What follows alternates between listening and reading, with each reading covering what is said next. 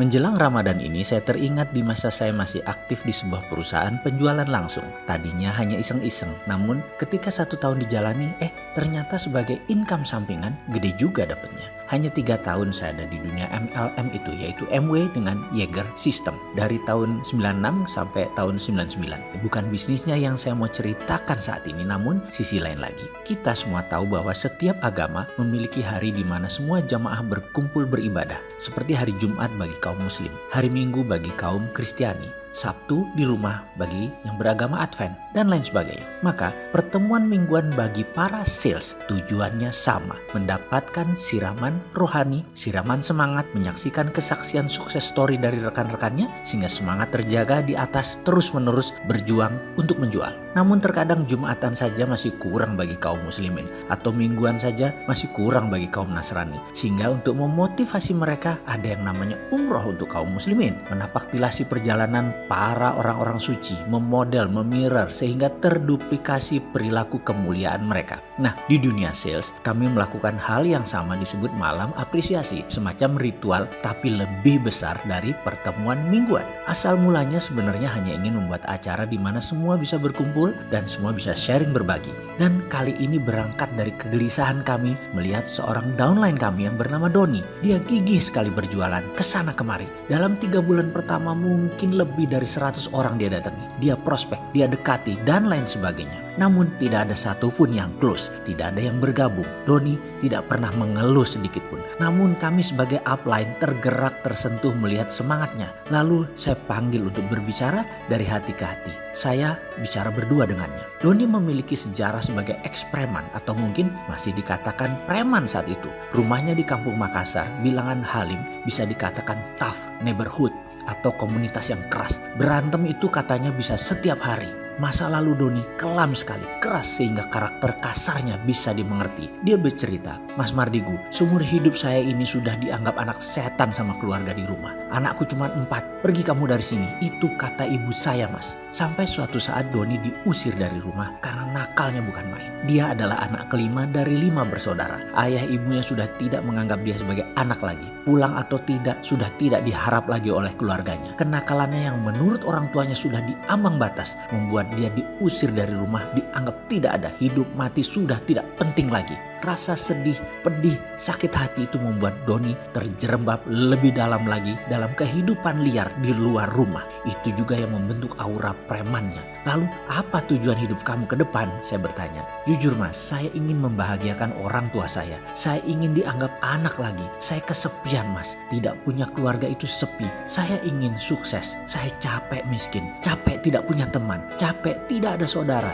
Capek hidup selalu kuda-kuda. Saya terdiam lama mendengar ceritanya. Dari cerita inilah saya mendapat ide membuat malam apresiasi. Saya undang seluruh network jaringan saya dan beberapa leader lainnya. Di acara tersebut seorang dibawa ke panggung, diberi waktu 5 menit untuk menceritakan perjuangannya dan apa yang telah diperoleh agar tertular ke rekan-rekan yang lain. Itu saja intinya, dan saya harus panggungkan Doni. Acara ini bukan gratis, yang hadir dikenakan biaya Rp50.000. Dan karena downline saya ada sekitar 2000-an, juga leader Didi yang lainnya juga banyak, maka target 1000 sampai 2000 orang diharapkan hadir. Waktu itu kami menyelenggarakannya di gedung BPPT di Jalan Tamrin. Bersama beberapa rekan, saya mencari alamat Ibu Doni. Sampailah saya ke rumah tua di daerah padat penduduk dekat Halim. Saya ceritakan bahwa ada undangan buat Bapak Ibu atas prestasi seorang anaknya. Sang ibu bertanya, anak yang mana? Semua anak saya merantau. Anak saya 4-4-nya tidak ada di rumah. Kami yang hadir di situ miris sekali mendengar kata-kata anak kami 4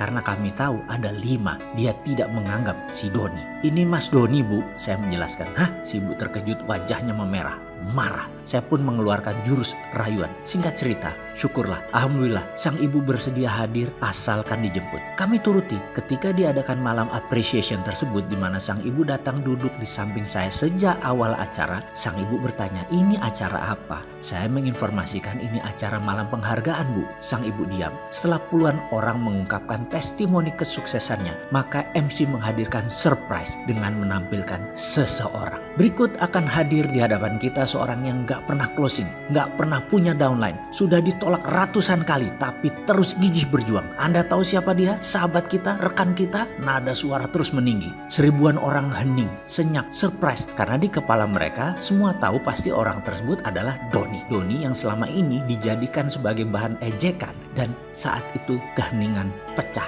ketika beberapa orang mulai memberikan nama Doni. Doni, Doni, Doni. Diiringi ratusan orang lainnya hingga semua menyebut nama Doni, Doni. Saya melihat Doni tersentak di kursi barisan depan di sisi pinggir. Dia tidak sangka dijadikan pembicara karena yang dia tahu hanya yang sukses saja yang berbicara. Dia merasa tidak sukses. Matanya menatap ke sana kemari mencari dukungan sampai akhirnya dia berada di panggung. Sang ibu di samping saya gelisah luar biasa. Itu Doni ya. Ekspresinya berubah, menyadari bahwa anaknya menjadi bagian dari malam itu. Menjadi seseorang. Doni maju ke panggung, langkahnya mantap. Doni naik ke panggung diiringi tepuk tangan dan mulai bicara. Suaranya bergetar. Suasana sangat hening bagaikan kuburan. Saya berdiri di depan sini, sesungguhnya saya ingin membuktikan kepada orang tua saya bahwa ada 5 anak mereka itu. Saya yang berusaha untuk tetap hidup, menjadi lebih baik itu masih ada. Dan paling penting saya ingin kembali ke rumah untuk menjadi bagian dari keluarga. Sebenci apapun mereka kepada saya tetap mencintai mereka. Suaranya bergetar.